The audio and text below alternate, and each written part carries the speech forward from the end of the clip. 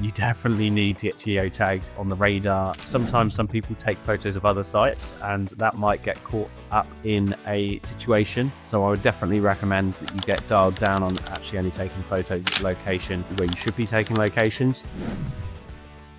To define a geo-tagged photo, it's where your GPS on whatever device you're taking on photo on tracks its location. Where this is becoming more prevalent and useful is actually for building control and proving the concept of what's being done. You may notice that some building controls are happy to see photos of certain things that have been done at certain times that are then time bound, but now I'm starting to see it become more and more common for it to be geo-tagged. So there's a number of reasons that I will mention this, because sometimes some people take photos of other sites and that might get caught up in a situation. So I would definitely recommend that you get dialed down on actually only taking photos of the location where you should be taking locations. Essentially, one of our projects in Central Suites, we re-roofed the house. We didn't necessarily get building control sign-off because the roof was really tired and we just thought we'd re-roof it. We coincidentally insulated the ceiling void in the roof. So we've done the right thing to new regulations. I didn't manage to get a photo before it was all boarded and closed up because I just didn't go to site for a few days. And building control wouldn't sign it off because they didn't see that evidence either. So we either had to make a hole in the ceiling or have photo evidence. Obviously, I contacted the builder. He didn't have any photos. I then contacted the roofer, and fortunately, he did have photos. Now, the problem with his photos is he probably had like one of those Motorola razors still. He isn't very technically gifted. If this video resonates with you and you can take away just one thing that makes your business better,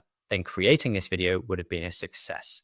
If you are getting value, click the subscribe button down below. It would mean so much.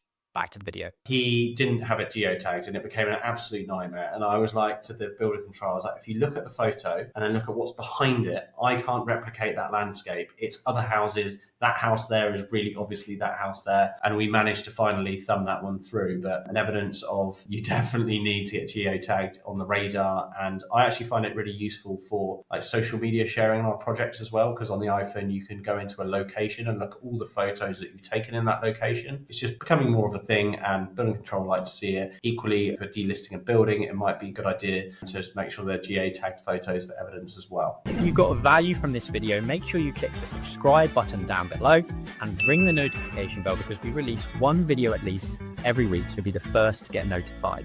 See you on the next one.